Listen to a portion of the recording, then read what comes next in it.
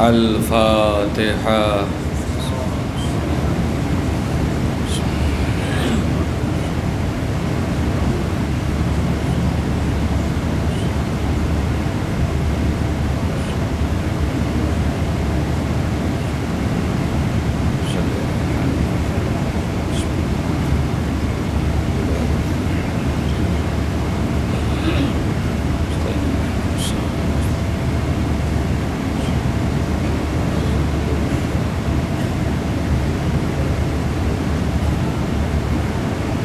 أعوذ بالله من الشيطان اللعين الرجيم. بسم الله الرحمن الرحيم.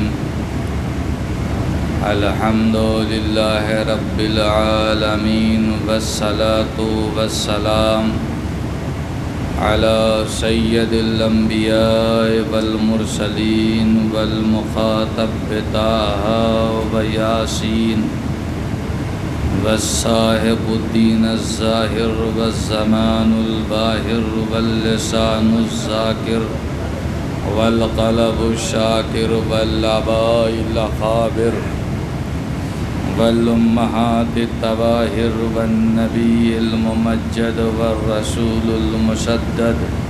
سمي في السماء أحمد وفي الأرض أبي القاسم محمد.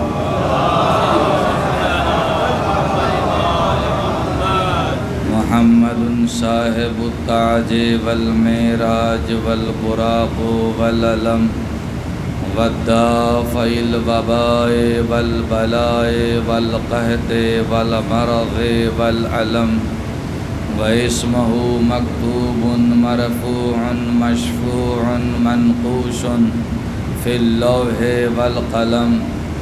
سید العرب والعجم وجسمه مطهر مقدس منور في البيت والحرم. شمس الضحى بدر الدجى صدر العلا كهف الورى مصباح الظلم جميد الشيم.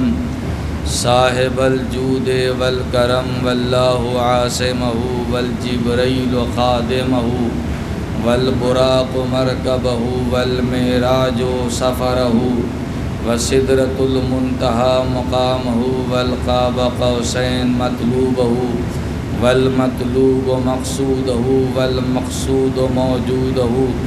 سید النبیین شفیع المذنبین وما ارسلناک الا رحمۃ للعالمین.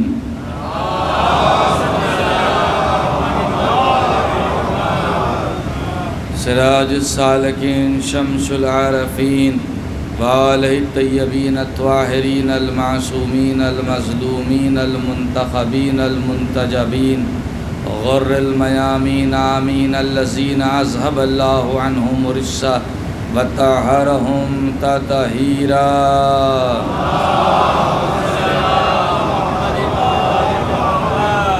اما بعد فقد قال اللہ تبارک وتعالی فی کتابہ الکریم وہو اصدق القائلین. بسم اللہ الرحمن الرحیم.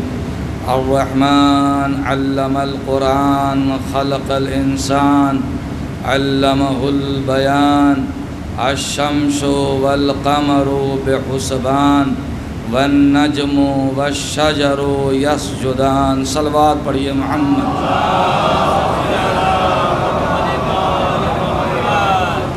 ایک مرتبہ سورہ الحمد، 3 مرتبہ سورہ اخلاص کی تلاوت فرما کر حاجی عبد الرحمن ابن محمد رمضانی اور حجن بندو بیگم بنت محمد اسماعیل کی روح کو ایصال فرمایا.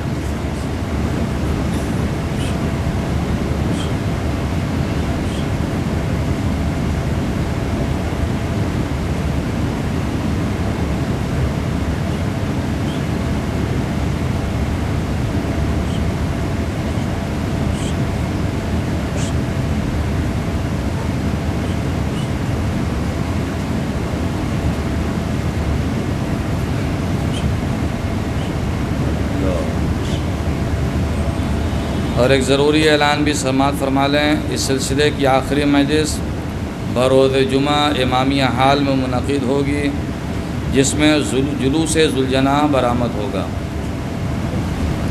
مومنین کرام، حاضرین مجلس،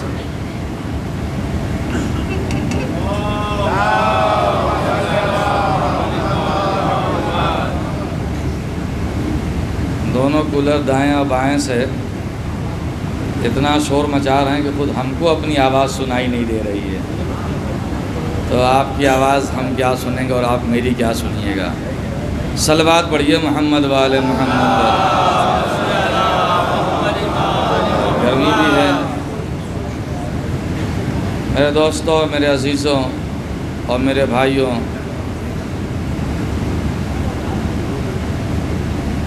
آج آپ چوتھے امام کی یاد منا رہے ہیں، اور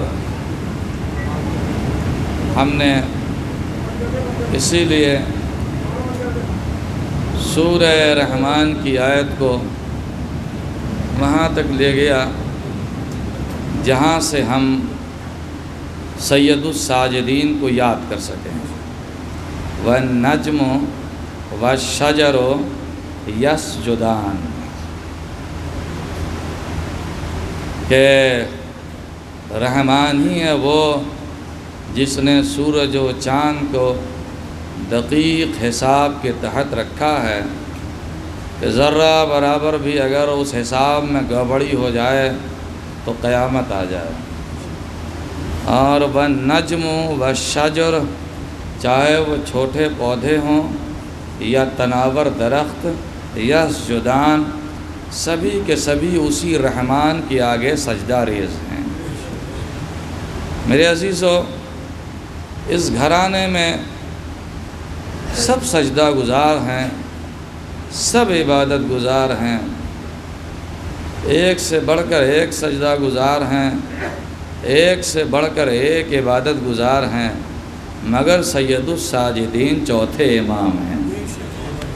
میرے عزیزو، ابو درداء انصاری مشہور راوی ہیں اور صحابی ہیں، محدث ہیں، آج بڑے بے چین در فاطمہ پہ کھڑے ہیں اور روتے ہوئے آواز دے رہے ہیں، اے نبی کی بیٹی، رو رہے ہیں۔ جب ان کے رونے کی آواز فاطمہ کے کانوں تک ٹکرائی، پوچھا کیا ہوا، خیریت ہے ابو درداء؟ کوئی حادثہ پیش آ گیا، کوئی واقعہ ہو گیا؟ کہا اب اسے واقعہ ہی سمجھیے، بی بی غضب ہو گیا۔ کیا ہوا؟ کہ علی اس دنیا میں نہیں رہے۔ بی بی فاطمہ نے جب یہ سنا تو وہ نہ روئی، نہ تڑپی، نہ بے چین ہوئی۔ وہ پلٹ کر پوچھتی ہیں ابو درداء تم نے علی کو کہاں کس حال میں دیکھا؟ کہا کہ علی صبح سویرے نخلستان کی طرف جا رہے تھے، تو میں نے کہا کہ علی اتنا صبح صبح کہاں جا رہے ہیں؟ میں بھی ان کے پیچھے پیچھے ہو لیا، اور جب نخلستان سے گزر کے صحرا میں پہنچے تو میں نے دیکھا کہ علی ایک جگہ رکے، ٹھہرے، اور پھر ریت پر سر رکھ دیا۔ کچھ دیر تک تو سبحان اللہ کی آواز آتی رہی۔ اس کے بعد علی کا جسم مثل چوب خشک، سوکھی ہوئی لکڑی کے ساکت ہو گیا۔ میں بڑی دیر تک علامت حیات ڈھونڈتا رہا، مگر علامت حیات کہیں نظر نہیں آئی، لہذا میں دوڑا ہوا آپ کے دروازے پر آیا ہوں کہ آپ کو خبر دے دوں۔ بی بی فاطمہ کہتی ہیں ابو درداء اپنے گھر کو جا، علی جب بھی رب اور رحمان کے حضور سجدے میں جاتے ہیں تو ان کی یہی کیفیت ہو جاتی ہے۔ تو علی کے سجدے کی کیفیت یہ ہے، اور خود حضور کے لیے قرآن کو کہنا پڑ گیا، قم اللیل الا قلیلا۔ قم اللیل، یہ سورہ مزمل کی آیت ہے نا، یا ایھا المزمل قم اللیل الا قلیلا۔ اور کیا بات ہے جناب، اور کیسے آپ گردن ہلا رہے ہیں۔ ایک سورہ شروع ہو رہا ہے یا ایھا المزمل سے، اور اس کے بغل والا سورہ شروع ہو رہا ہے یا ایھا المدثر سے۔ مزمل کے معنی کملی ہے اور مدثر کے معنی چادر ہے۔ یا ایھا المزمل یا ایھا المدثر، اے کملی والے نبی، اے چادر والے نبی۔ کیا بات ہے کہ امت مسلمہ کو نبی کی کملی تو یاد رہ گئی، چادر یاد نہیں رہی۔ بھئی غور نہیں، کملی تو یاد ہے، چادر اس لیے کہ کملی میں کوئی اپنے مطلب کا نہیں تھا جس سے کوئی خطرہ ہو، اور چادر میں وہ ہیں کہ جس سے ہماری حکومت کو خطرہ ہے۔ صلوات بڑھیے محمد والے محمد پر۔ یہ کہنا پڑ گیا قم اللیل الا قلیلا، ذرا قم اللیل، ٹھہر جایا کیجئے، تھوڑا آرام بھی کر لیا کیجئے، مسلسل عبادت سے آپ اور قیام سے تھک جائیں گے۔ اور پانچویں امام کی عبادت کا عالم یہ ہے کہ آپ کے چھٹے امام فرماتے ہیں کہ بابا صبح سے شام تک آپ سجدہ کرتے رہتے ہیں، نماز پڑھتے رہتے ہیں، اور اس کے بعد بھی کہتے ہیں کہ کون ہے جو میرے جد کی طرح عبادت کرے۔ کہا کہ جاؤ فلاں صندوق سے فلاں صحیفہ نکال کر لے آؤ۔ چھٹے امام گئے، انہوں نے صندوق کھولا، اس میں سے وہ صحیفہ نکالا، اور جب صحیفے کو امام کی خدمت میں پیش کیا، آپ کے پانچویں امام نے اسے الٹ پلٹ کر دیکھا، اور اس کے بعد ٹھنڈی سانس لیتے اور کہتے ہیں کہ کون ہے حتیٰ یبلغ عبادتک، جو میرے جد علی کی عبادت تک پہنچے۔ اتنا سجدہ کرنے کے بعد بھی وہ کہتے ہیں کہ کون ہے جو علی کی عبادت تک پہنچے۔ اور پھر ساتویں امام کے سجدے کی کیفیت یہ ہے کہ بادشاہ وقت نے سمجھا بجھا کر مال و دولت خرچ کر کے ایک کنیز رقاصہ کو بھیجا ہے تاکہ وہ اپنے حسن کے دام میں پھنسائے اور آپ کو عبادت سے منحرف کر دے، اور وہ ٹاسک لے کر آئی ہے، لیکن جب قید خانے میں پہنچی تو آپ کے سجدے کے اثر نے اس پر وہ اثر طاری کیا کہ آئی تھی اپنے چال میں پھنسانے کے لیے، اور یہاں سجدے کے اثر میں ایسا مبتلا ہو گئی کہ خود امام کی گرویدہ ہو گئی۔ جب بادشاہ کو خبر ملی تو اس نے بلوایا اور کہا کہ میں نے تجھے کام کیا دیا تھا، اتنا پیسہ ہم نے خرچ کیا تجھ پر، اتنی دولت خرچ کیا، اور تجھے ایک معمولی سا کام دیا تو تو نے کیا کیا؟ کہا کہ میں کیا کرتی، میرا حسن و جمال کیا ہے، میں تو عارضی حسن و جمال لے کر آئی ہوں، تو نے جس کے پاس مجھے بھیجا تھا وہاں کے سجدے کی کیفیت تو ایسی تھی کہ حوروں کا حسن بھی اثر انداز نہیں ہو رہا تھا۔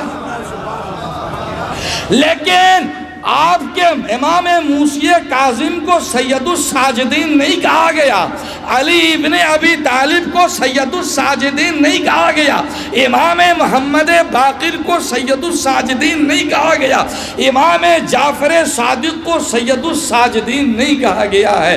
کیا ہے سجدے کی انفرادیت جو عابد بیمار کو سید الساجدین بنا دیتی ہے؟ صلوات پڑھیے محمد وعلی محمد پر۔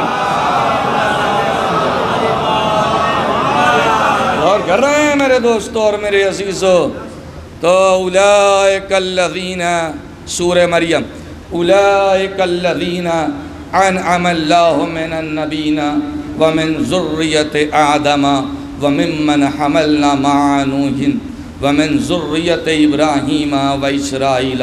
بہت غور سے کچھ آیتوں کو سماعت فرمائیں، ہم اس سوال کا جواب ڈھونڈ لیں گے انشاءاللہ۔ اولئک الذین انعم اللہ من النبیین، اور یہی وہ انبیاء ہیں جن پر اللہ نے اپنی نعمتوں کو نازل فرمایا ہے۔ اولئک الذین انعم اللہ من النبیین، وہ انبیاء کون ہیں؟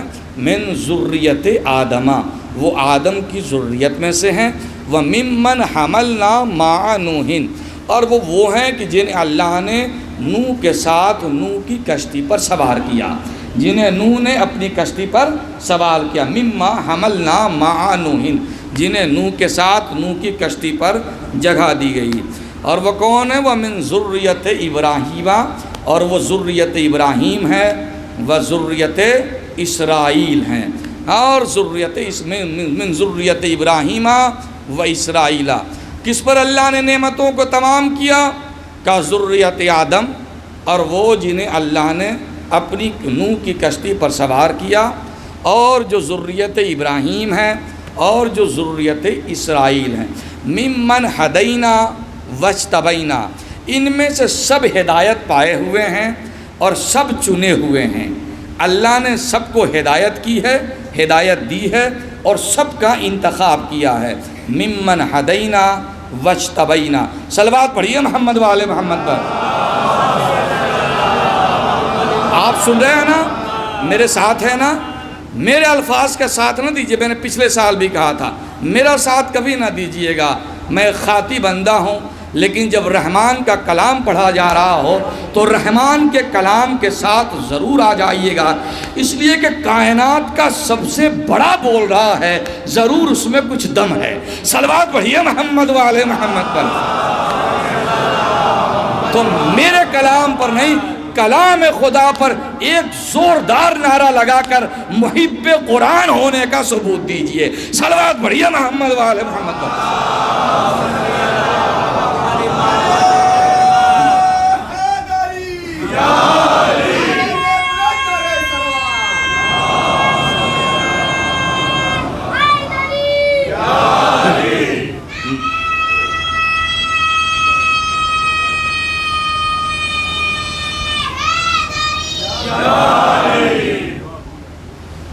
تو میرے عزیزو، اللہ سلامت رکھے اس آواز کو، میرے عزیزو، ہاں اللہ نے نعمتوں کو تمام کیا ذریت آدم پر، اور وہ جو نوح کی کشتی پر سوار ہوئے، اور وہ جو ذریت ابراہیم ہیں اور جو ذریت اسرائیل ہیں، ممن ہدینا وجتبینا، ان سب کی اللہ نے ہدایت کی تھی، ان سب کا اللہ نے انتخاب کیا تھا، اجتبا کیا تھا۔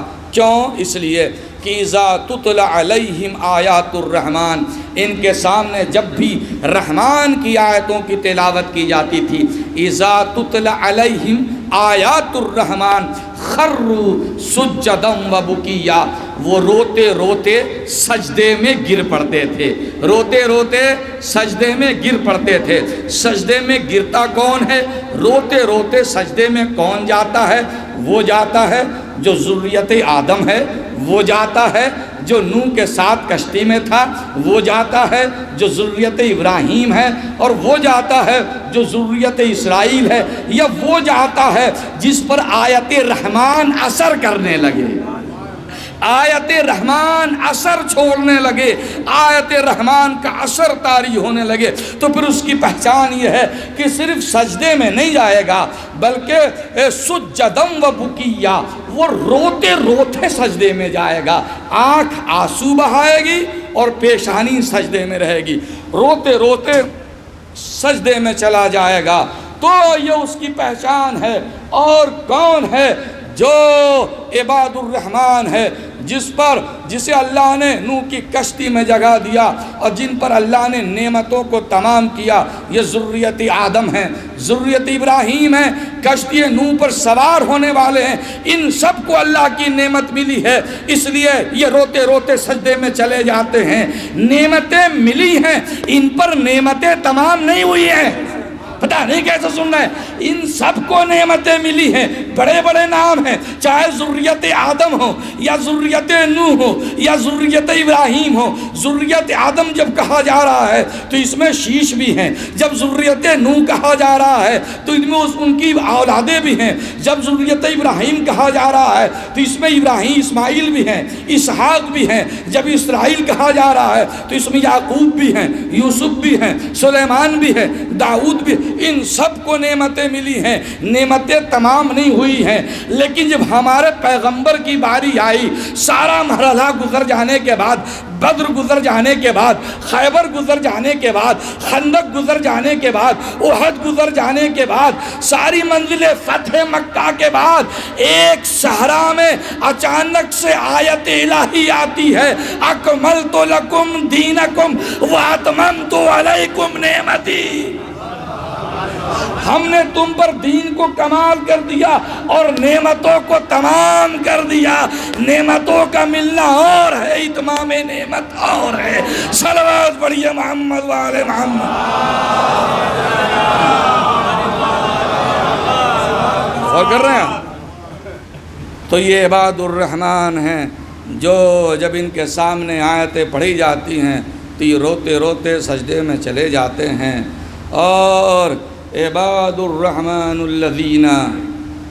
الذین یمشون، اور جو رحمان کے بندے ہیں عباد الرحمن یمشون علی الارض حونا، اور جو رحمان کے بندے ہیں وہ زمین پر جھک کر چلا کرتے ہیں، زمین پر اکڑ کر نہیں چلتے، زمین پر جھک کر چلا کرتے ہیں، اس لیے کہ ہم ٹھوکر مار کر نہ زمین میں شگاف پیدا کر سکتے ہیں اور نہ سر اٹھا کر ہم آسمان کے برابر ہو سکتے ہیں، اس لیے وہ زمین پر جھک کر سکتے ہیں۔ اور جب کوئی بدتمیز ان سے بدتمیزی سے کلام کرتا ہے تو خاطبہم الجاہلون قالوا سلاما، وہ اسے سلامتی کی دعا دیتے ہوئے آگے بڑھ جاتے ہیں، اس سے الجھتے نہیں ہیں، اس سے جھگڑا نہیں کرتے۔ خاطبہم الجاہلون قالوا سلاما ویبیتون لربہم سجدا وقیاما، اور وہ راتیں گزار دیتے ہیں کبھی سجدے میں تو کبھی قیام میں تو کبھی رکوع میں۔ کون؟ وہ رحمان کے بندے۔ ان کی پہچان کیا ہے؟ زمین پر جھک کر چلا کرتے ہیں، جاہلوں کے جواب میں سلامتی کی دعا دیتے ہوئے آگے بڑھ جاتے ہیں اور راتیں گزار دیتے ہیں کبھی رکوع میں اور کبھی سجدے میں۔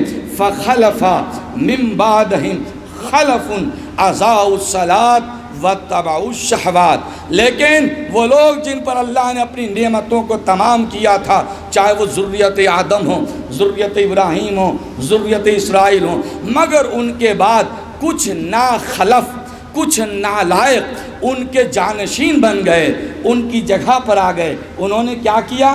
اضاعوا الصلاۃ، نماز کو ضائع کر دیا، واتبعوا الشہوات، اور شہوات ہوائے نفسانی کے پیچھے دوڑ پڑے، نفسانی خواہشات کے پیچھے دوڑ پڑے۔ اور کیا کیا؟ فخلف من بعدہم خلف ورثوا الکتاب، اور نالائقوں نے کیا کیا؟ نماز کو ضائع کیا اور شہوات کے پیچھے پڑے اور کتاب کے وارث بن گئے، کتاب کے وارث بن گئے۔ اور جب کتاب کے وارث بنے تو کیا کیا؟ تھوڑے سے مال دنیا پر، تھوڑے سے متاع دنیا پر انہوں نے کتاب کو بیچ ڈالا۔ غور نہیں کر رہے آپ؟ کتاب کو بیچ ڈالا۔ کتاب کا وارث ہونا اور ہے، مال و متاع کے لیے کتاب کو رکھنا، کتاب کو پڑھنا، اور ضرورت پڑنے پر چند درہم میں کتابوں کے فتووں کو بیچ دینا، یہ نالائق وارثوں کی پہچان ہے۔ صلوات پڑھیے محمد والے محمد پر۔ لیکن جو عباد الرحمن ہیں وہ زمین پر جھک کر چلا کرتے ہیں، اور ان کی راتیں سجدوں میں گزر جاتی ہے اور رکوع میں گزر جاتی ہے۔ کیوں؟ اس لیے کہ للہ یسجد ما فی السماوات والارض، پوری کائنات اس رب کے آگے سجدہ ریز ہے، پوری کائنات سجدہ کر رہی ہے۔ والنجم والشجر یسجدان، یہ چھوٹے پودے ہوں یا بڑے درخت ہوں، یہ سب اس کے آگے سجدہ گزار ہیں۔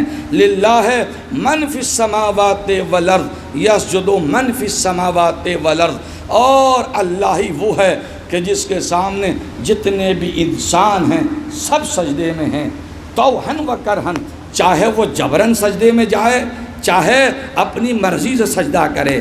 ظلالہم بالغدو والآصال، اس کے سائے بھی سجدہ کر رہے ہیں۔ میرے عزیزو، رحمان کے بندوں کی پہچان سجدہ ہے۔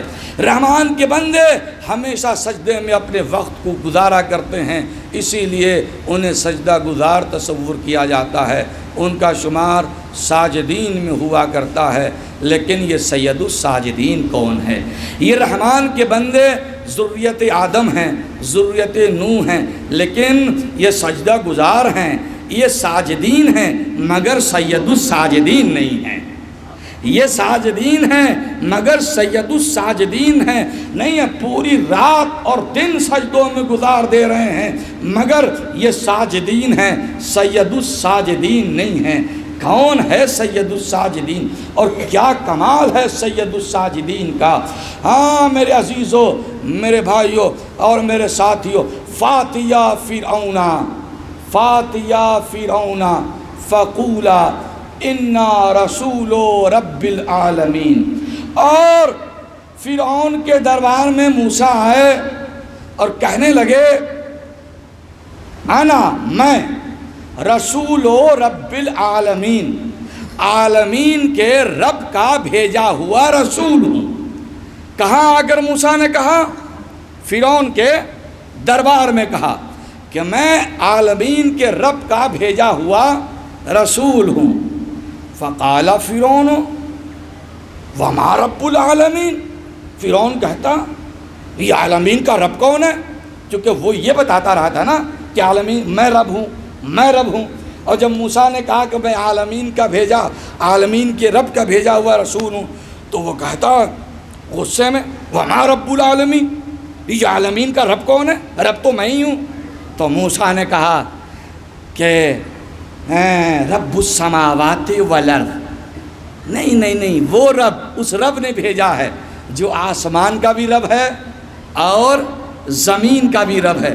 رب السماوات والارض، آسمان کا بھی رب ہے اور زمین کا بھی رب ہے، وما بینہما، اور زمین و آسمان کے درمیان میں جو کچھ ہے وہ ان سب کا رب ہے۔ ان کنتم موقنین، اگر تو یقین کرے تب، لیکن مجھے پتا ہے کہ تو یقین نہیں کرے گا، اس لیے کہ تو خود کو رب کہلواتا رہا ہے، لیکن میں سچ بتا رہا ہوں کہ رب وہ ہے جو زمین کا بھی ہے رب ہے، آسمان کا بھی رب ہے، اور زمین و آسمان کے درمیان جو کچھ ہے تو اس سب کا رب ہے۔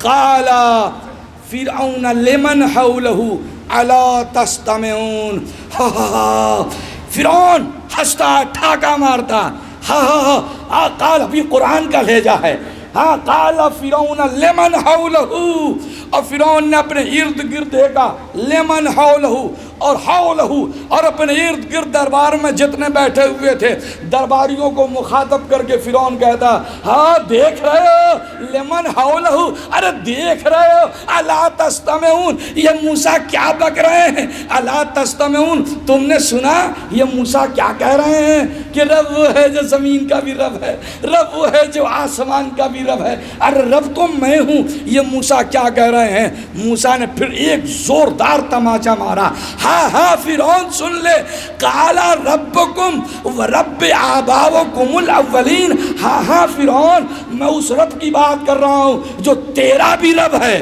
اور تیرے باپ دادا کا بھی رب ہے۔ پتہ نہیں کیسے سن رہے ہیں، یہ قرآن ہے۔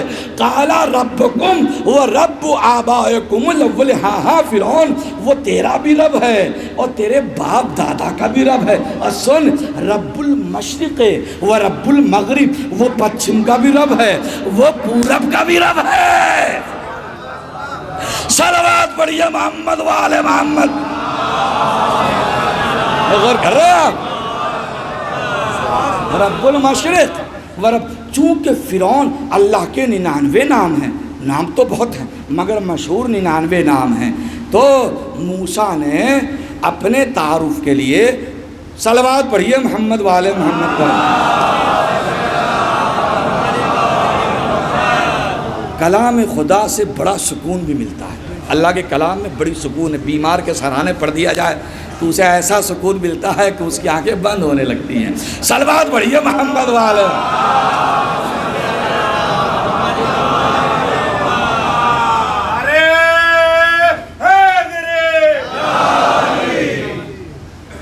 تو میرے عزیزوں اور میرے بھائیوں، چونکہ 99 نام میں سے اس نے موسیٰ نے کوئی اور نام استعمال نہیں کیا اپنے تعارف کے لیے، رب کا نام استعمال کیا، رب والا نام۔ کیوں؟ اس لیے کہ فرعون خود کو رب کہلواتا تھا، تو موسیٰ نے طے کر لیا کہ سب سے پہلے اس کے نقلی رب کا جنازہ اٹھاتا ہوں، لہذا بڑے دربار میں ایسا جنازہ اٹھایا کہ فرعون اکڑ کے کہہ رہا، ٹھاکا لگا کے ابھی کہہ رہا تھا کہ قال فرعون لمن حولہ، درباریوں کو حول کہتے ارد گرد ہے نا، لمن حولہ، اپنے درباریوں کو لمن، ہر سن رہے ہو بھائی، سنو، الا تستمعون، یہ موسیٰ کیا کہہ رہے ہیں، تم نے سنا، یہ کہہ رہے ہیں کہ کوئی اور رب ہے آسمان کا۔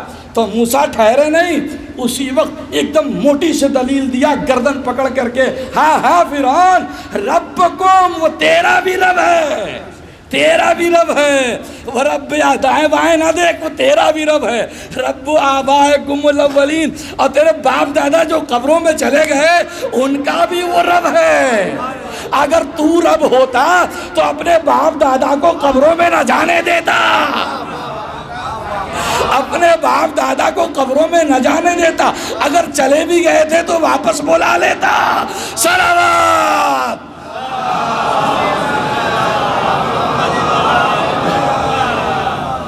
ربکم و رب آبائکم الاولین قال رب المشرق والمغرب وما بینہما ان کنتم تعقلون۔ ہاں فرعون، اگر تیرے پاس بھیجا ہے تو سن، وہ مشرق کا بھی رب ہے، مغرب کا بھی رب ہے، ہاں، اور اس کے درمیان جو کچھ ہے وہ ان سب کا رب ہے۔ اب فرعون ابھی تک تو پہلے فقرے پر اچنبھو ہوا تھا، دوسرے میں وہ ایٹھا تھا، اور تیسرے فقرے میں ایک دم آپے سے باہر ہو گیا۔ اب کہنے لگا فرعون کہ قل لئن اتخذت الہا غیری لاجعلنک من المسجونین۔ موسیٰ میں سمجھائے دے رہا ہوں، اب اگر آگے بڑھے اور میرے علاوہ کسی کو خدا مانا تو لاجعلنک من المسجونین، میں تمہیں سخت سزا دوں گا اور قید خانے میں ڈلوا دوں گا۔ جو یہ بولا تو ہم موسیٰ بھی رکنے والے کہاں تھے؟ فَأَلْقَ عَصَاهُ، موسیٰ نے اپنا ڈنڈا وہیں پر گرا دیا۔ فَأَلْقَ عَصَاهُ فَإِذَا هِيَ ثُوبَانٌ مُبِينٌ، بس وہ ڈنڈا اچانک سے ثوبان، اژدہا بن گیا۔ نہیں تو متوجہ ہو چکے آپ، متوجہ ہے نا، ڈنڈا گرایا تو وہ ثوبان بن گیا۔ یہ ڈنڈا ڈالنے کی ٹریننگ جناب موسیٰ کی پہلے ہی ہو چکی تھی، اور ٹریننگ ہوئی تھی کوہ طور پر، جب اللہ نے پہلی مرتبہ جناب موسیٰ سے کلام کیا تھا کوہ طور پر، تو وہاں کیا الفاظ تھے؟ وَأَلْقِ عَصَاكَ، اے موسیٰ اپنے عصا کو ڈالیے۔ اور جب موسیٰ نے اپنی عصا کو ڈالا کوہ طور پر، وہاں فرعون نہیں ہے، وہاں موسیٰ ہے اور موسیٰ کا رب ہے، وہاں ٹریننگ چل رہی ہے موسیٰ کی۔ وَأَلْقِ عَصَاكَ، اے موسیٰ اپنے عصے کو ڈالیے۔ جب ڈالا فَلَمَّا رَآهَا تَهْتَزُّ كَأَنَّهُ جان، الفاظ پہنچ رہے ہیں میرے، كَأَنَّهُ جان۔ جیسے ہی موسیٰ نے ڈالا فَلَمَّا رَآهَا، پس انہوں نے دیکھا تہتزّ كَأَنَّهَا جان، وہ ایک پھرتیلا اور زہریلا سانپ بن گیا، ہے نا، پھرتیلا اور زہریلا سانپ بن گیا۔ كَأَنَّهَا جان وَلَّا مُدْبِرًا، اب جو موسیٰ نے اچانک سے دیکھا کہ جو ڈنڈے کو اپنا تھا وہ سانپ بن گیا، تو بس موسیٰ وَلَّا مُدْبِرًا، پیچھے پلٹے۔ آج بھی ہماری فطرت ہے نا، سانپ دیکھنے کے بعد ہمیں ایک دم پہلے تو بھاگ لیتے ہیں اور پھر مڑ کر دیکھتے ہیں کہاں گیا، صحیح دیکھا تھا کہ نہیں۔ وَلَّا مُدْبِرًا، موسیٰ ایک دم پیچھے پلٹے، اور ایسا پیچھے پلٹے کہ اب مڑ کے دیکھ ہی نہیں رہے ہیں، لم یعقب، اب پلٹ ہی نہیں رہے ہیں۔ تو آواز آئی موسیٰ لا تخف، ڈرو نہیں، آگے بڑھو۔ موسیٰ ٹریننگ ہو رہی ہے موسیٰ کی، موسیٰ ڈرو نہیں، آگے بڑھو۔ اللہ صاحب اقبل، موسیٰ آگے بڑھو، اٹھاؤ، خذھا، موسیٰ پکڑو۔ ابھی بھی موسیٰ اب آگے تو بڑھ رہے ہیں، ہاتھ بڑھ رہا ہے مگر ڈر رہے ہیں، پکڑو کہ نہیں پکڑوں۔ آواز آئے موسیٰ فلا تخف انک لمن الآمنین، میں گارنٹی لیتا ہوں کہ تمہیں کوئی نقصان نہیں پہنچے گا، تمہیں کوئی نقصان نہیں پہنچے گا۔ ارے بھائی تاریخوں سے، تاریخ انبیاء سننا اور ہے، قرآن سے سمجھنا اور ہے۔ صلوات پڑھیے محمد والے محمد پر۔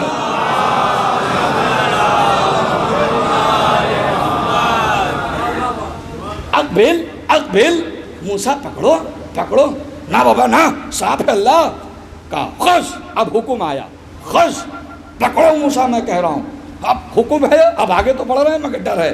تب آواز لا تخف انک لمن الآمنین، میں گارنٹی لیتا ہوں کہ تمہیں کچھ نہیں ہوگا۔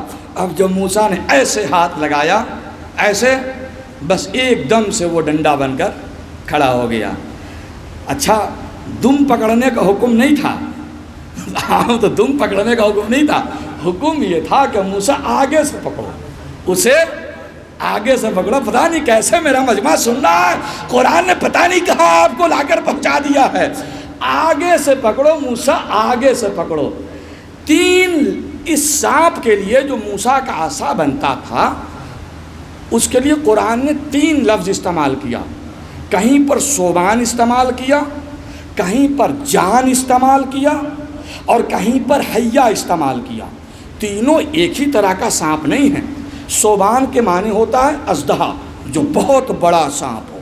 اژدہا بہت بڑا ہوتا ہے اور اس میں زہر نہیں ہوتا اور وہ کاٹتا نہیں ہے، سیدھے وہ نگل جاتا ہے نا، جو ملا اسے نگل گیا، اسے کہتے ہیں ثوبان۔ اور جان کا مطلب ہوتا ہے جس میں بہت زہر ہو، زہریلا ہو، جیسے کوبرا۔ اور حیہ کے معنی ہوتا ہے کہ بہت پھرتیلا ہو، زہر تو نہیں مگر پھرتی اس میں بہت ہو، بہت زیادہ پھرتیلا ہو۔ تو سانپ 3 ہی طرح کے دنیا میں پائے جاتے ہیں، کچھ بغیر زہر کے ہوتے ہیں، بغیر بہت پھرتیلے ہوتے ہیں، وہ لپیٹ کر مار دیتے ہیں، اور کچھ سانپ بہت زہریلے ہوتے ہیں، زہر سے جان لے لیتے ہیں، اور کچھ نگل جاتے ہیں سیدھے، جسے اژدہا کہتے ہیں۔ تو موسیٰ نے جو عصا ڈالا تھا وہ صرف سانپ نہیں بنا، اس کے اندر 3 طرح کے سانپ کی تاثیر تھی۔ پتہ نہیں کیسے سن رہے ہیں آپ، اس میں 3 طرح کے سانپ کی تاثیر تھی۔ وہ اپنی جسامت میں اژدہا تھا، پھرتی میں حیہ تھا، اور زہر میں جان تھا،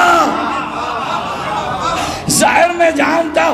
اللہ نے کہا موسیٰ اسے آگے سے پکڑو، منہ کی طرف سے پکڑو، اس لیے کہ موذی چیز کو دم سے نہیں پکڑا جاتا، اسے منہ سے پکڑا جاتا ہے۔ پتہ نہیں کیسا سن رہے ہیں، انہیں منہ سے پکڑا جاتا ہے، منہ سے پکڑو۔ یہ 3 طرح کے سانپ ہوتے ہیں اور تینوں فطرت اس کے اندر پائی جاتی تھی۔ اللہ نے کوہ طور پر موسیٰ کو بلا کر یہ بتا دیا، موسیٰ تمہیں 3 طرح کے سانپوں کا مقابلہ کرنا ہوگا، کچھ اژدہا جیسا ہوں گے، جو ملے گا اسے ہضم کر جائیں گے، کچھ حیہ جیسے ہوں گے جو بہت زہریلے ہوں گے، جو فطرتاً منافق ہوں گے، بڑے پھرتیلے ہوں گے، اور تینوں پر قابو پانے کا طریقہ بھی بتا دیا کہ انہیں منہ سے پکڑنا ہے، انہیں منہ سے پکڑنا ہے موسیٰ، انہیں منہ سے پکڑنا ہے۔ جان ہے، یقین جانیے آج بھی 3 ہی دشمن ہیں، اور 1400 سال پہلے بھی ولایت کے 3 ہی دشمن تھے، اور 3 ہی فطرت تھی۔ ایک زہریلا تھا، ایک پھرتیلا تھا، سب کو مینج کرتا تھا، اور ایک تو ایسا تھا کہ سارا بیت المال ہضم کر گیا۔ 3 ہی طرح کے دشمن ہیں، ایک کو کافر کہا جاتا ہے، ایک کو فاسق کہا جاتا ہے، اور ایک کو منافق کہا جاتا ہے۔ صلوات۔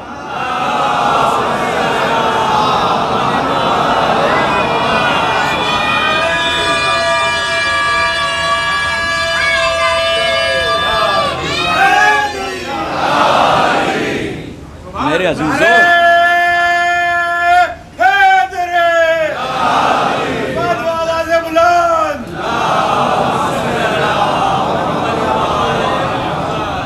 اب فرعون کہتا ہے بلاؤ میرے مملکت کے سارے جادوگروں کو۔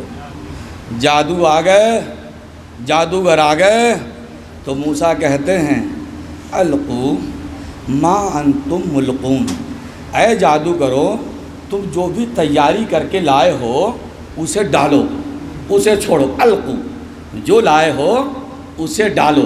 ما انتم ملقون، اس میں بے نیازی ہے موسیٰ کی، بے خوفی ہے، کیونکہ ٹریننگ ہو چکی تھی کوہ طور پر، ہے نا، کہا کہ بے نیازی، ما انتم ملقون، جو کچھ لائے ہو، کوئی شرط میری طرف سے نہیں، کوئی پابندی نہیں، کوئی شرط ہے، کوئی شروط ہے نہیں، جو لائے ہو سب ڈال دو۔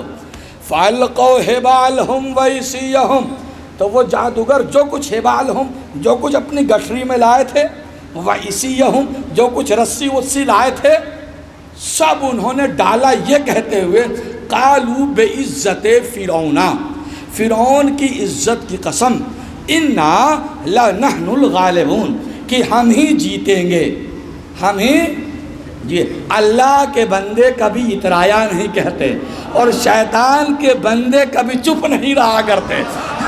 صلوات بڑھیے محمد والے محمد۔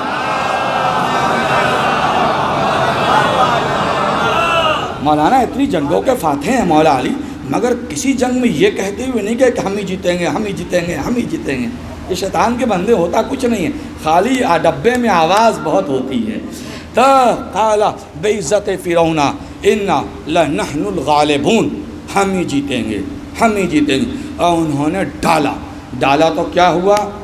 ہاں، فالقا موسیٰ عصاہ، موسیٰ نے اپنے عصا کو ڈالا، عصا کو ڈالا۔ تلقف ما یافکون، دیکھتے دیکھتے یہ موسیٰ کا عصا جس میں تینوں صفت تھی، یہ صوبان بھی تھا، حیا بھی تھا اور جان بھی تھا، اس نے دیکھتے دیکھتے سب کو نگل لیا۔ جب نگل لیا تو کیا ہوا؟ آ گیا میں اپنے موضوع پر۔ جب نگل لیا تو کیا ہوا؟ جب جادوگروں نے اس منظر کو دیکھا تو ہوا فَأُلْقِيَ السَّحَرَةُ السَّاجِدِينَ، تو جتنے بھی جادوگر تھے وہ سب کے سب سجدے میں چلے گئے۔ فَأُلْقِيَ السَّحَرَةُ السَّاجِدِينَ، سب کے سب جادوگر سجدے میں چلے گئے، ساجدین میں سے ہو گئے۔ اور جب سجدے میں گئے تو اٹھے تو یہ کہتے ہوئے اٹھے قالوا آمنا برب العالمین، ہم ایمان لائے عالمین کے رب پر، رب موسیٰ و ہارون، موسیٰ کے رب پر اور ہارون کے رب پر۔ عالمین کا رب کہہ دینا کافی تھا، یہ کہنے کی کیا ضرورت تھی کہ موسیٰ کے رب پر ایمان لائے، ہارون کے رب پر ایمان لائے۔ یہ جادوگر بتاتے تھے کہ صرف ایمان لانا کافی نہیں ہے، کس ذریعے سے ایمان لا رہے ہیں وہ ذریعہ بھی بتانا ضروری ہے۔ آپ یہ کہتے ہیں نا کہ آپ اذان میں محمد رسول اللہ کے بعد علی ولی اللہ کیوں کہتے ہیں؟ ارے بھائی، جو جس ذریعے سے ایمان لاتا ہے وہ اس کو یاد کرتا ہے۔ ہم محمد اور علی کے ذریعے ایمان لائے۔ صلوات۔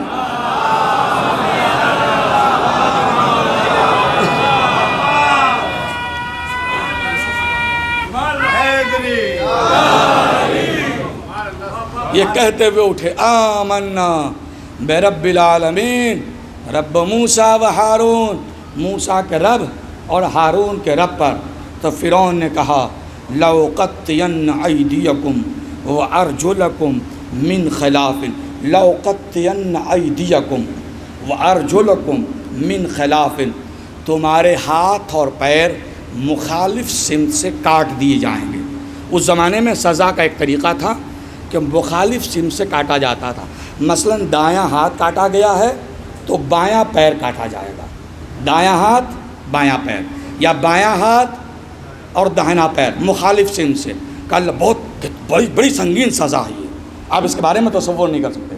لَأُقَطِّعَنَّ أَيْدِيَكُمْ وَأَرْجُلَكُمْ مِنْ خِلَافٍ، عید مانے ہاتھ اور ارجلکم مانے پیر، رجل مانے پیر ہوتا ہے، اس کی جمع ارجلکم، تمہارے پیروں کو مخالف سمت سے کاٹ دیا جائے گا اور اس کے بعد تمہیں سولی پر لٹکا دیا جائے گا۔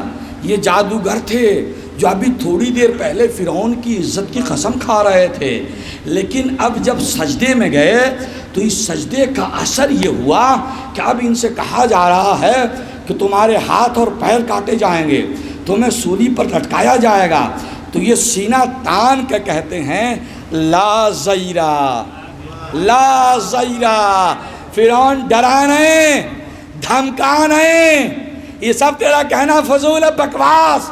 لا زیرہ، اب تو ہمیں ڈرا نہیں سکتا، اب تو ہمیں خوف نہیں دلا سکتا۔ لا زیرہ، تو نقصان کا خوف ہمیں نہیں دلا۔ کیوں؟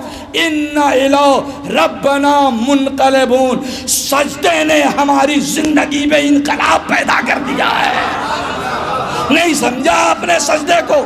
سجدہ وہ ہے جو زندگی میں انقلاب لے آتا ہے، سجدہ وہ ہے جو ظالم سے بے خوف بنا دیتا ہے، سجدہ وہ ہے جو ظالم کی آگے جھکنے سے روک دیتا ہے، سجدہ وہ ہے جو باطل کی بیعت کے درمیان حائل ہو جاتا ہے۔ سجدے میں بڑی طاقت ہے، بڑی قوت ہے سجدے میں، اور یہ قوت ہے سجدے کی۔ انی خالقم بشر، میں نے مجلس کو تمام کیا، انی خالقم بشرم من طین، اور میں مٹی سے ایک بشر بنانے والا ہوں۔ فَإِذَا سَوَّيْتُهُ وَنَفَخْتُ مِن رُوحِي، اور جب میں اس میں اپنی روح ڈال دوں، سَوَّيْتُهُ وَنَفَخْتُ مِن رُوحِي فَقَعُوا لَهُ سَاجِدِينَ، تم سب کے سب سجدے میں چلے جانا۔ سب سجدے میں گئے، لیکن ابلیس نہیں گیا۔ کیوں؟ کہا اس نے سجدے سے انکار کر دیا۔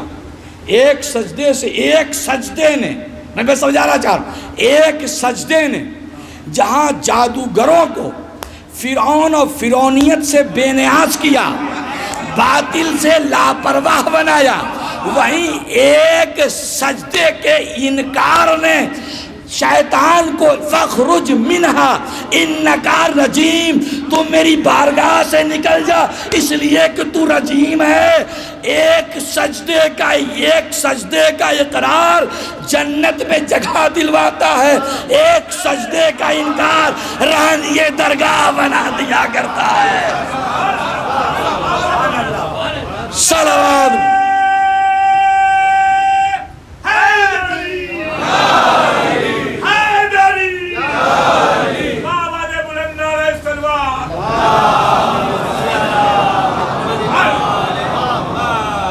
لا زہرہ، اب مجھے کوئی ڈر نہیں، کوئی پرواہ نہیں، تو نہ دھمکا ہمیں، نہ خوف دلا ہمیں، اس لیے کہ ہم رحمان کی آگے سر کو جھکا چکے ہیں۔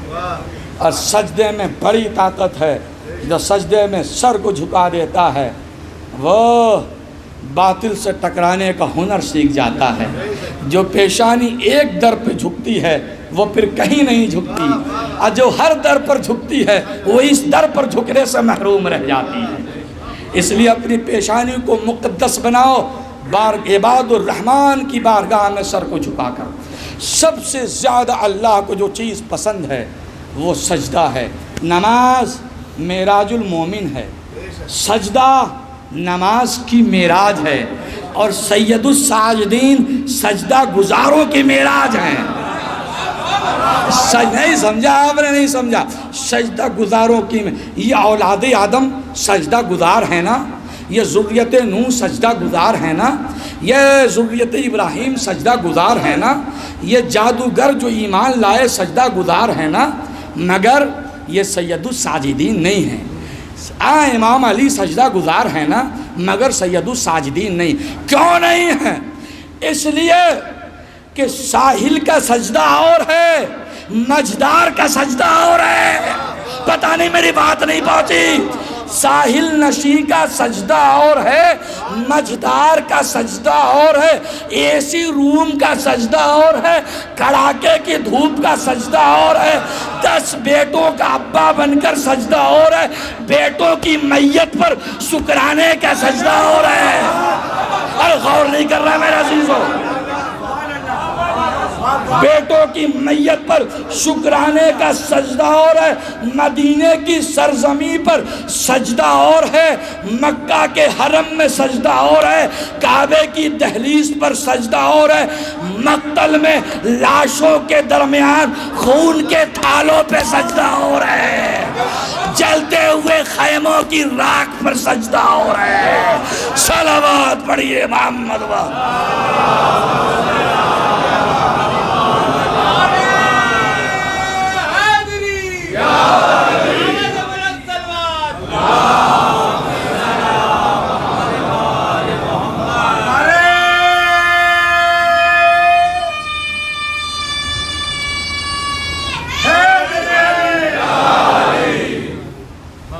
تو آسان نہیں ہے، نعمتوں کے ملنے پر تو سب سجدہ کرتا ہے، مصیبتوں میں جو سجدہ کر کے دکھائے اے اللہ تیرا شکر تو نے ہم نے یہ دیا، تو نے یہ دیا۔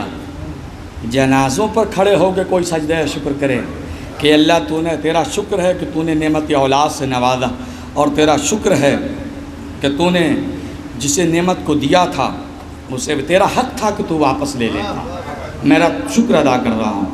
معلوم ہے سید سجاد خیمے کی جلی ہوئی راکھ پر سجدہ کرتے تھے تو کیا کہتے تھے؟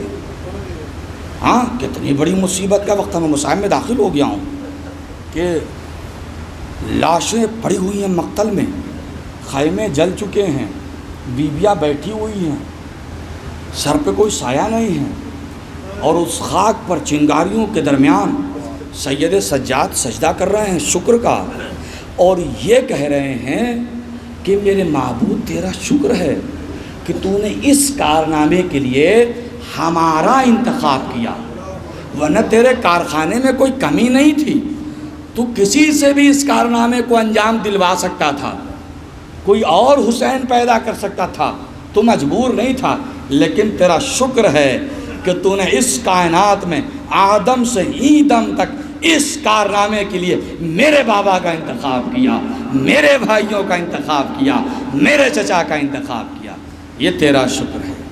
ایسی مصیبت میں، ایسے مجدھار میں، ایسے تلاطم میں کوئی سجدہ کرے تو سید الساجدین کہلائے، کوئی سجدہ کرے تو سجاد کہلائے۔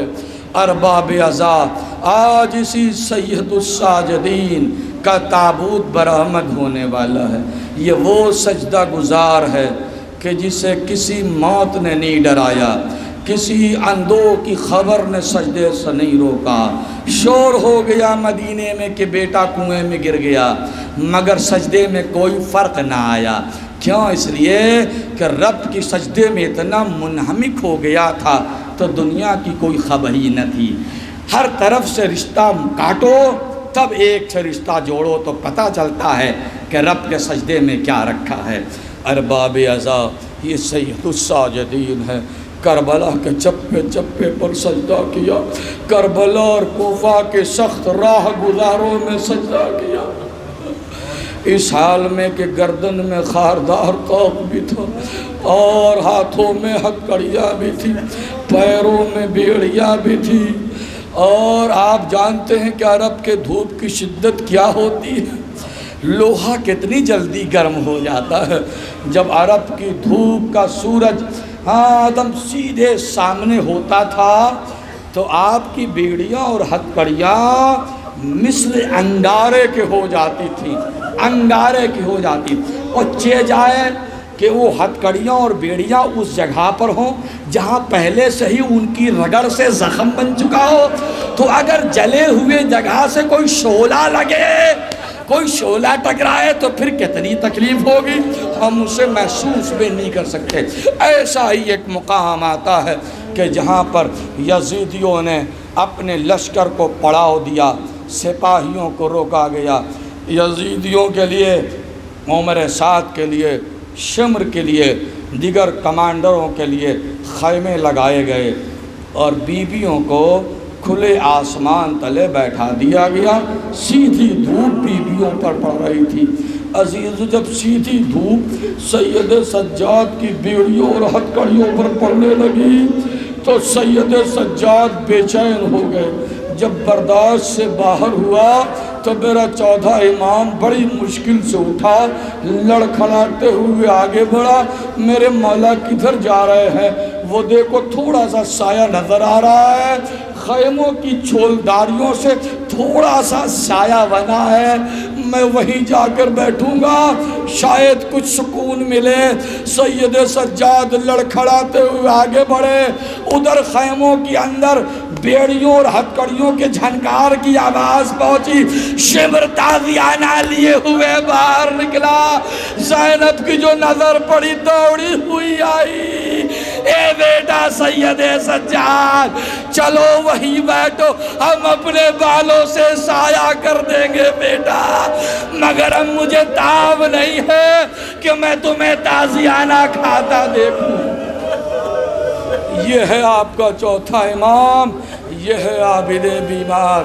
ارباب عزا اور میرے عزاداروں، بڑا مظلوم ہے میرا امام، کوئی ایسا لمحہ نہیں جب امام روتا نہ ہو۔ کھانا دیکھا رونا شروع کر دیا، پانی دیکھا رونا شروع کر دیا، مصلے پر گئے رونا شروع کر دیا۔ منہال جب آئے شادی کے دعوت نامے کو لے کر تو ایک جملے میں جواب دیا، جب سے واقع کربلا ہوا ہے ہم نے خوشی کی بزم میں جانا چھوڑ دیا ہے۔ ہاں منہال، تم میرے جد کی میرے بابا کی مجلس کرو تو میں ضرور آؤں گا۔ شادی سے جب فارغ ہوئے، پتہ ہے آج آپ کس کا تابوت اٹھا رہے ہیں؟ آپ اس کا تابوت اٹھا رہے ہیں کہ جب مجلس حسین برپا ہوتی تھی تو وہ امام یہاں نہیں بیٹھتا تھا، وہاں بیٹھتا تھا کہ میرے بابا کے مہمان آ رہے ہیں، آج آپ اس امام کے تابوت کو کھانا دیں گے۔ وہاں بیٹھتے تھے۔ امام جب شادی سے فارغ ہو گئے تم مجلس رکھا، آئے آج آپ کے بابا کی مجلس رکھا ہے، آپ تشریف لائے، کہا میں ضرور چلوں گا۔ میرے امام آئے، آنے کے بعد وہیں پر بیٹھ گئے جہاں پر مومنین نے اپنی جوتیاں اتاری تھی۔ صحابی ہاتھ جوڑ کر کہتے آقا آپ کی جگہ آگے ہے، وہاں چل کر بیٹھیے۔ کہا نہیں نہیں مجھے یہیں رہنے دو، میں یہیں ٹھیک ہوں۔ کہا کیوں آقا وہاں چلتے یہ مناسب نہیں لگ رہا۔ ارے کیسے نہیں مناسب لگے، میں یہاں تنہا نہیں آیا ہوں، میری دادی فاطمہ بھی آئی ہوئی ہے، میرے بابا علی مرتضیٰ بھی آئے ہوئے ہیں۔ ارباب اعظم میرا امام وہاں بیٹھتا تھا۔ ایک مرتبہ صبح و شام بمصائب تمام ہو رہا، رونے سے میرے امام کو فرصت نہیں تھی، روتے روتے بمصائب تمام ہو رہا۔ دو تین جملے ہیں، ہاں میرے عزیزو، روتے روتے میرا امام ہر وقت روتا رہتا تھا۔ ایک مرتبہ صحابی آئے، چند صحابی ملنے کے لیے، امام کو گریہ کرتے ہوئے دیکھا، صبر دلانے کے لیے کہا، تسلی کے لیے کہ میرے مولا واقع کربلا کو کافی دن گزر گئے ہیں، میرے مولا آپ تو دوسروں کو صبر کی تلقین دیتے ہیں، میرے مولا آخر کب تک آپ گریہ کرتے رہیں گے؟ کہا کہ شہادت تو ہماری میراث ہے، لیکن جس کے گھر میں ایک ساتھ 18 جنازے اٹھے ہو، میں کیسے صبر کو شہادت ہماری میراث ہے، ماں اور بہنوں کو بے چادر ہونا ہماری میراث نہ دی، میری مائیں اور بہنیں بے چادر پھرائی گئی۔ ارباب اعضاء تو دل بہلانے کے لیے کہ شاید میرے امام کا زخم کچھ منمل ہو جائے، صحابہ نے ہاتھ جوڑ کر کہا کہ مولا تھوڑی دیر کے لیے ہمارے ساتھ ذرا آپ باہر چلتے، تھوڑی چہل قدمی ہو جاتی اور کچھ ضروری حدیثیں بھی ہم آپ سے سماعت فرما لیتے۔ ارباب اعضاء چوتھے امام کے ساتھ صحابہ نکلے، اندر ان کا مقصد یہ تھا کہ تھوڑی دیر امام کے ساتھ چہل قدمی کریں، شاید ان کا دل بہل جائے۔ ارباب اعضاء جب باہر نکلے تو بہت سارے لوگ آ کر کے امام کو سلام کرنے لگے اور امام کے ہاتھوں کا بوسہ دینے لگے۔ ایک شخص بھی بڑا لپکا ہوا آیا، آ کر اس نے امام کے ہاتھ کا بوسہ دیا، امام کی پیشانی کا بوسہ دیا۔ تو امام پوچھتے ہیں کہ تو کون ہے؟ کہا مولا میں اسی گلی کا دکاندار ہوں۔ کہا کس چیز کی تجارت ہے تیری؟ کہا کہ مولا میں گوشت بیچتا ہوں۔ جب یہ سنا امام نے کہ یہ گوشت بیچتا ہے تو امام پوچھتے کہ تو گوشت بیچتا ہے، قصاب ہے؟ کہا کہ ہاں مولا میں گوشت بیچتا ہوں۔ کہا کہ تجھے یہ بات تو پتہ ہی ہوگی شریعت کا مسئلہ؟ کہا کون سی بات مولا؟ کہ یہ بتا جانور کو ذبح کرنے سے پہلے کیا کرنا چاہیے؟ تو وہ کہتا ہے کہ جانور کو ذبح کرنے سے پہلے پانی پلایا جاتا ہے۔ کہا کہ اور دوسرا مسئلہ شریعت کا کیا ہے؟ تو وہ قصاب کہتا ہے کہ دوسرا حکم یہ ہے کہ جانور کو جانور کے سامنے ذبح نہ کیا جائے۔ کہا کہ اور تیسرا مسئلہ کیا ہے؟ کا تیسرا حکم شریعت یہ ہے کہ جانور کو تیز دھار آلے سے ذبح کیا جائے۔ یہ سن رہا تھا، میرا امام نے چیخ ماری اور غش کھا کر میرا امام گر گیا۔ جب صحابہ نے امام کو ہوش دلایا تو امام یہ کہتے ہوئے روتے ہوئے اٹھے، ہائے بابا جانور کو پانی پلانے کے بعد ذبح کیا جاتا ہے لیکن آپ کو پیاسا ذبح کر دیا گیا۔ اے بابا جانور کو جانور کے سامنے ذبح نہیں کیا جاتا لیکن آپ کو اس حال میں ذبح کیا گیا۔ کہ سامنے علی اکبر کا جنازہ تھا، سامنے عباس کی میت تھی۔ اے بابا جانور کو تیز دھار آلے سے ذبح کیا جاتا ہے، لیکن اے بابا آپ کو کند خنجر سے ذبح کیا گیا، بار بار خنجر پھسل جاتا تھا۔ آج اسی امام کا جنازہ آیا ہے جو اپنے باپ کے جنازے کو کاندھا نہ دے سکا تھا۔ جب میرا امام مقتل سے اسیر ہو کر چلا تھا تو بڑھ بڑھ کر دیکھتا تھا اور اپنی بے بسی پر گریہ کرتا تھا کہ جس کا جوان بیٹا موجود ہو اس کے بابا کا جنازہ بے غسل و کفن پڑا ہو۔